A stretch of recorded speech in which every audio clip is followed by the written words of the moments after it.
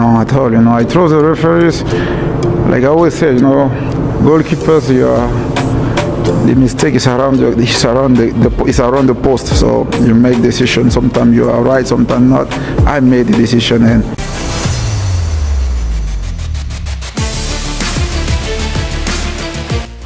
Hai semuanya, selamat datang di channel YouTube Garuda IDN. Berikut ini kami akan membagikan kumpulan berita timnas terbaru nih, diantaranya sebagai berikut. Kiper Manchester United Onana mengaku menyesal adakan turnamen di Malaysia karena dipastikan sepi peminat. Onana sebut lebih bagus jika digelar di Thailand saja. Makan omongan sendiri, media Vietnam ungkap timnas mereka kini mulai tiru program naturalisasi seperti timnas Indonesia. Sayangnya, mereka kesulitan mendapat asupan pemain grade A.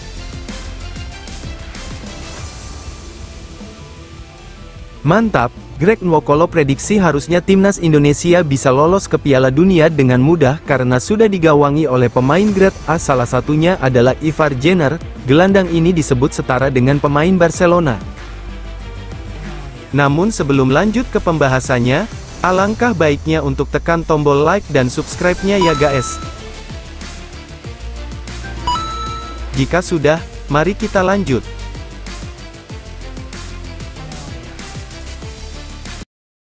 Kiper Manchester United Onana mengaku menyesal adakan turnamen di Malaysia karena dipastikan sepi peminat.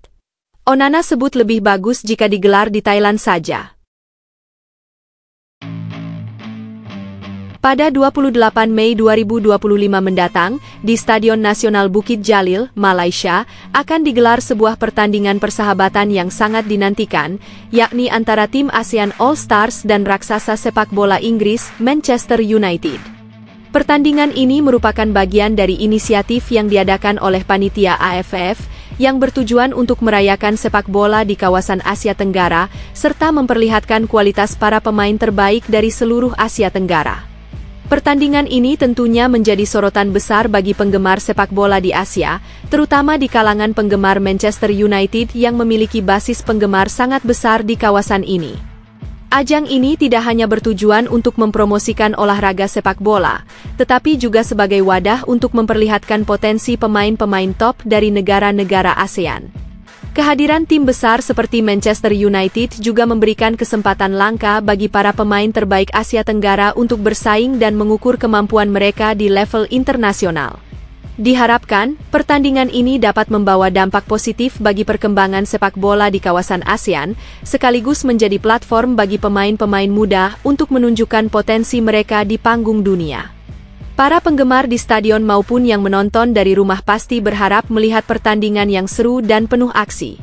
Menariknya, baru-baru ini, Andre Onana, kiper utama Manchester United, mengungkapkan kekecewaannya terkait pemilihan Malaysia sebagai lokasi pertandingan persahabatan antara tim ASEAN All Stars dan klubnya.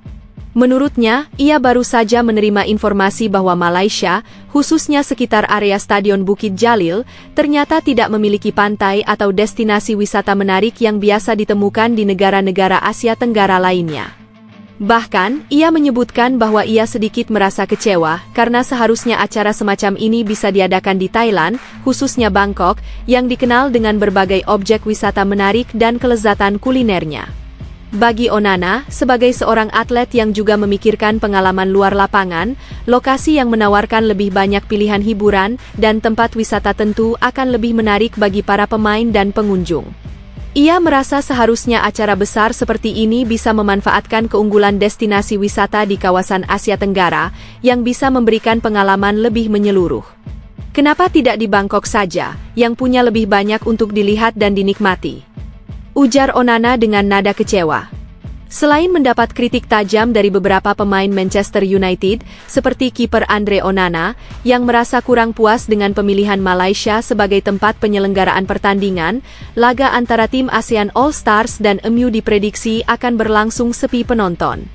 Salah satu faktor utama yang membuat banyak orang meragukan antusiasme penonton adalah kurangnya gairah sepak bola di Malaysia saat ini. Masyarakat Malaysia, meskipun sebelumnya sangat mendukung tim nasional mereka, kini tampak mulai kehilangan minat. Hal ini bisa dilihat dari hasil buruk yang sering dialami oleh tim nasional Malaysia dalam kompetisi internasional. Kekalahan demi kekalahan yang dialami oleh tim Harimau Malaya dalam beberapa tahun terakhir membuat penggemar sepak bola di negara tersebut merasa frustrasi dan akhirnya berkurang semangatnya untuk menyaksikan pertandingan. Bahkan meskipun laga ini melibatkan tim bintang seperti Manchester United, antusiasme yang dulu begitu besar sepertinya telah memudar. Beberapa pihak memprediksi bahwa meskipun pertandingan ini dijadwalkan di Stadion Nasional Bukit Jalil yang besar, penonton yang hadir mungkin akan sangat sedikit. Ini tentu menjadi tantangan besar bagi panitia penyelenggara yang berharap laga ini bisa menarik perhatian lebih banyak orang. Dengan begini maka laga versus ASEAN All Stars harusnya digelar di Thailand saja. Lalu setujukah kamu jika digelar di Thailand saja seperti ucapan Onana? Jika setuju silakan like video ini dan tulis setuju di kolom komentar ya guys. Mantap, Greg Nwokolo prediksi harusnya timnas Indonesia bisa lolos ke Piala Dunia dengan mudah karena sudah digawangi oleh pemain grade A, salah satunya adalah Ivar Jenner. Gelandang ini disebut setara dengan pemain Barcelona. Mantan striker naturalisasi timnas Indonesia, Greg Nwokolo, memberikan pandangannya mengenai Ivar Jenner, gelandang keturunan yang kini menjadi andalan di lini tengah timnas Garuda. Menurutnya, Jenner memiliki kualitas yang luar biasa dan bahkan bisa disandingkan dengan legenda Barcelona dan timnas Spanyol, Sergio Busquets. Greg, yang pernah menjadi bagian dari skuad Garuda setelah berkarir lama di Indonesia, menilai bahwa perbedaan antara pemain Eropa dan pemain lokal terletak pada cara bermain yang lebih efisien. Pemain Eropa cenderung bermain dengan cerdas, mengatur ritme pertandingan tanpa harus menghabiskan terlalu banyak energi. Sementara itu, menurutnya, para pemain Indonesia masih perlu mengembangkan aspek taktis agar tidak hanya mengandalkan semangat juang dan kekuatan fisik semata. Timnas Indonesia sendiri saat ini tengah bersiap menghadapi sejumlah laga penting di tahun 2025, setelah perjalanan mereka di Piala AFF 2024 berakhir lebih cepat dari yang diharapkan. Skuad asuhan Shin Tae-yong masih memiliki 4 pertandingan tersisa di kualifikasi Piala Dunia 2026 zona Asia. Saat ini, tim Garuda berada di posisi ketiga klasemen grup C dengan peluang besar untuk melaju ke putaran selanjutnya. Kemenangan 2-0 atas Arab Saudi menjadi modal penting bagi Marcelino Ferdinand dan kawan-kawan dalam menatap laga berikutnya.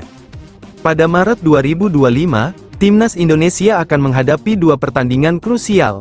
Mereka dijadwalkan bertandang ke Sydney Football Stadium untuk menghadapi Australia pada 20 Maret, sebelum kembali ke Jakarta untuk menjamu Bahrain di Stadion Utama Gelora Bung Karno pada 25 Maret. 2 pertandingan ini bisa menjadi penentu langkah Indonesia dalam perjalanan mereka menuju Piala Dunia 2026. Greg Nwokolo sendiri memiliki rekam jejak yang cukup panjang dalam sepak bola Indonesia. Lahir di Nigeria, ia memulai karir profesionalnya di Singapura bersama Tampines Rovers pada usia 17 tahun. Perjalanannya membawanya ke Indonesia, di mana ia pertama kali bergabung dengan Persija Tim Solo pada musim 2005. Sejak saat itu, ia menjadi salah satu pemain asing yang paling dikenal di Liga Indonesia, bermain untuk sejumlah klub besar seperti PSIS Semarang, PSMS Medan, Persis Solo, Persija Jakarta, Arema, hingga akhirnya menutup karirnya bersama Madura United.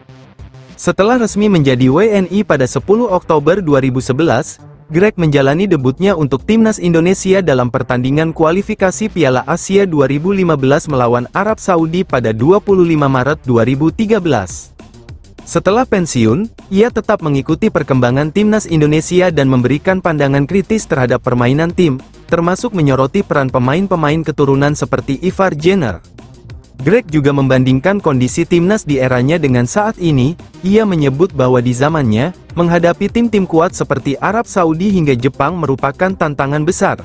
Namun, dengan keberadaan pemain diaspora yang memiliki pengalaman di kompetisi Eropa, ia yakin timnas Indonesia memiliki peluang lebih baik untuk bersaing di level internasional.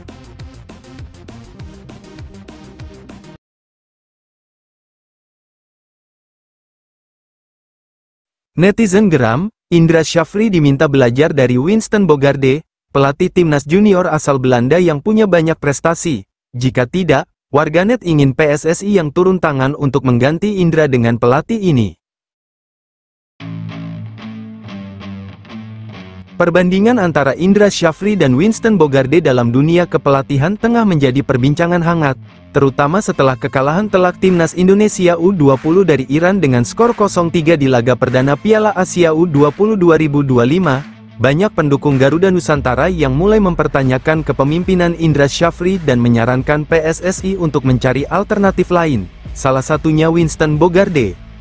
Sebelum terjun ke dunia kepelatihan, Winston Bogarde lebih dulu meniti karir sebagai pesepak bola profesional. Ia sempat membela beberapa klub besar Eropa, di antaranya SVV Schiedam, Excelsior, Sparta Rotterdam, Ajax Amsterdam, AC Milan, Barcelona, dan Chelsea. Puncak kejayaannya terjadi saat berseragam Ajax Amsterdam, di mana ia meraih berbagai gelar bergengsi, termasuk Liga Champions, 2 gelar Liga Belanda, serta Piala Dunia antar klub 1995. Selain sukses bersama Ajax, Bogarde juga mencicipi kejayaan di Spanyol ketika membela Barcelona. Ia turut membawa Blaugrana meraih 2 gelar La Liga, Piala Raja Spanyol, serta Piala Super Eropa. Dengan pengalaman 16 tahun sebagai pemain profesional di level tertinggi, Bogarde akhirnya memutuskan gantung sepatu pada 2004, dengan Chelsea sebagai klub terakhirnya. Setelah pensiun, Bogarde mulai menapaki dunia kepelatihan. Ia memulai karirnya sebagai pelatih tim muda Volendam U18, sebelum bergabung dengan Akademi Ajax Amsterdam pada 2015. Di sana, ia mengisi berbagai peran, mulai dari pelatih tim akademi hingga asisten pelatih Ajax Amsterdam U21. Bogarde juga pernah menjadi tangan kanan Erik ten Hag di Ajax sebelum melanjutkan perannya sebagai asisten pelatih di klub Turki, Adana Demirspor, mendampingi Patrick Kluivert pada 2023. Namun, sejak September 2023, ia belum kembali menangani klub manapun setelah kepergian Kluivert dari tim tersebut. Di sisi lain, Indra Syafri dikenal sebagai sosok yang membangun reputasi sebagai pelatih di level usia muda. Namanya mulai melejit ketika membawa timnas Indonesia U19 meraih gelar Piala AFF U19 2014. Setelah itu, ia sempat menangani Bali United selama 3 tahun, tetapi hasilnya belum terlalu memuaskan. Pada 2017, ia kembali dipercaya melatih timnas Indonesia U19 dan sempat menangani timnas U23 di periode 2019-2020. Prestasi terbaik Indra Syafri adalah membawa timnas Indonesia U22 menjuarai Piala AFF U23 2019 dan meraih medali emas SEA Games 2023. Selain itu, ia juga pernah menukangi timnas Indonesia di Asian Games 2022, meski hanya mampu membawa tim melaju hingga babak 16 besar sebelum kalah dari Uzbekistan. Saat ini, Indra masih menjabat sebagai pelatih timnas Indonesia U20 di tengah sorotan publik yang mempertanyakan kepemimpinannya. Dengan rekam jejak yang jauh berbeda, perbandingan antara Bogarde dan Indra memang terasa timpang. Jika Bogarde telah meraih kesuksesan di level klub maupun internasional sebagai pemain dan pelatih, Indra lebih banyak berkiprah di level tim nasional kelompok usia. Kini, pertanyaan yang muncul adalah apakah PSSI akan mempertahankan Indra Syafri atau mencoba membawa sosok seperti Winston Bogarde untuk meningkatkan kualitas timnas Indonesia U20.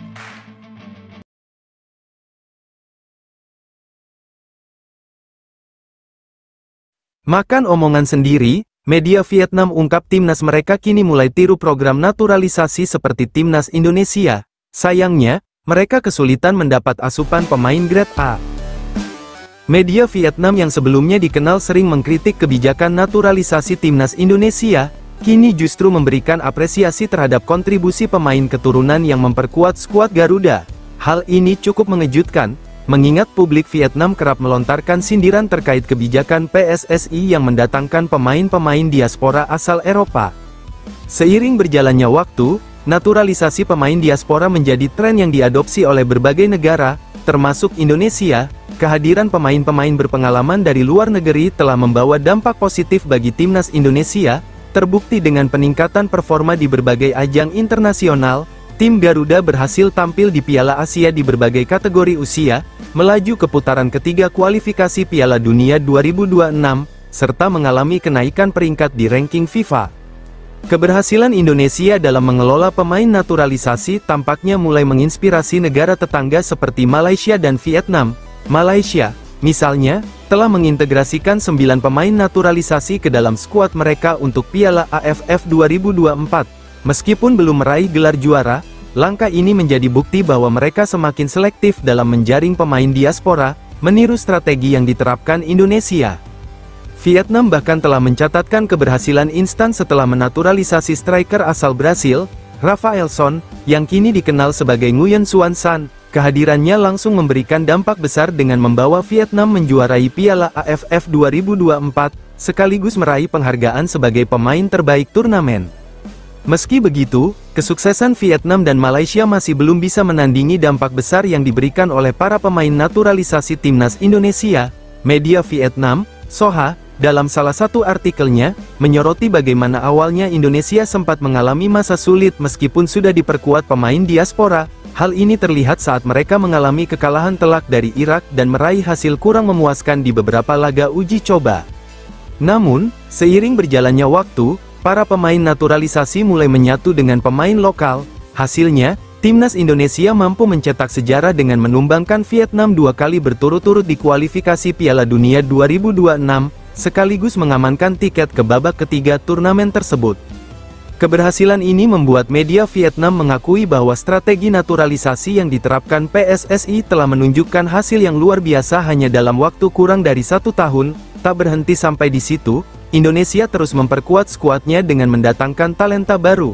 3 pemain asal Belanda, yakni Ole Romeni, Tim Geipens, dan Dion Marks, telah resmi menjadi WNI dan siap memberikan tambahan kekuatan bagi tim Garuda di kompetisi mendatang.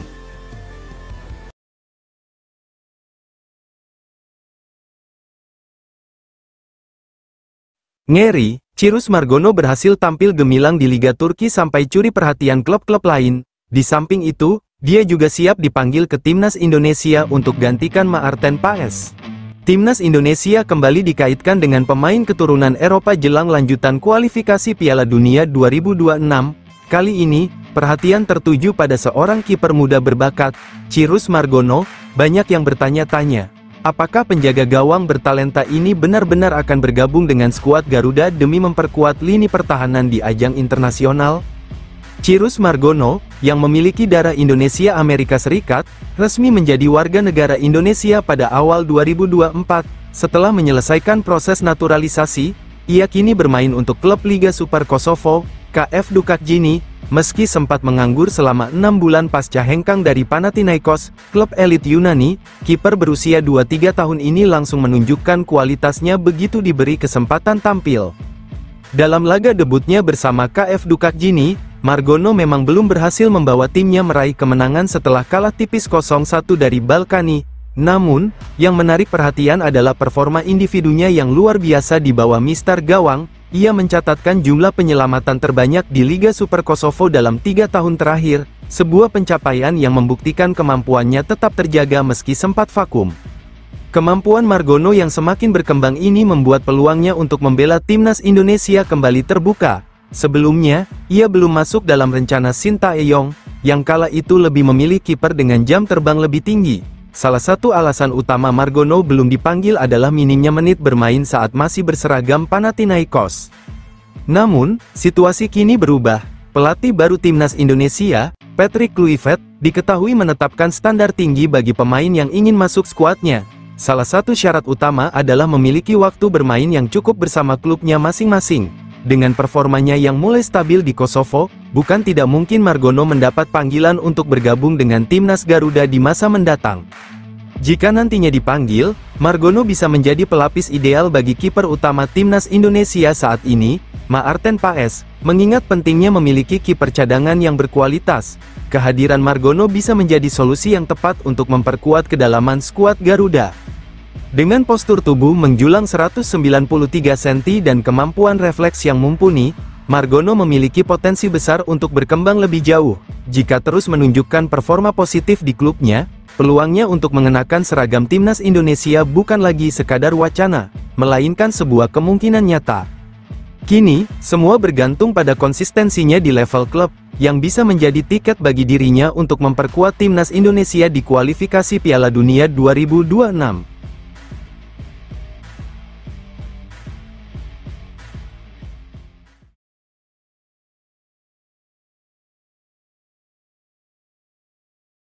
Bukan main, Nathan Chu Aon punya skill dan statistik yang luar biasa baik di timnas maupun klub. Media Inggris sampai bilang Nathan tak cocok di Divisi 2, harusnya dia bermain untuk Liga Inggris.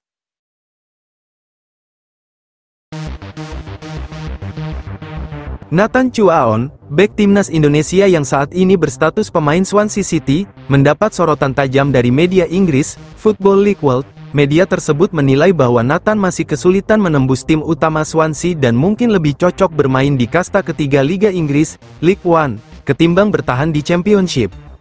Sejak direkrut dari Excelsior Rotterdam pada 2023, Nathan belum benar-benar mendapat kesempatan untuk membuktikan kemampuannya di klub Wales tersebut. Musim perdananya di Swansea tak berjalan sesuai harapan, membuatnya harus dipinjamkan ke SC Heerenveen pada Januari 2024. Setelah menjalani masa peminjaman di Belanda, ia kemudian merampungkan proses naturalisasi dan mulai tampil bersama timnas Indonesia. Namun, meskipun namanya semakin dikenal di kancah internasional, posisinya di Swansea masih belum jelas. Football League World menyoroti situasi Nathan di Swansea yang tampaknya mulai dipertimbangkan dalam kebijakan transfer klub. Swansea disebut-sebut tengah mencari opsi pertukaran pemain, dan Nathan menjadi salah satu nama yang mungkin dilepas. Pasalnya, sejak awal musim, pemain berusia 23 tahun ini baru mendapatkan 3 kali kesempatan bermain dengan total 127 menit.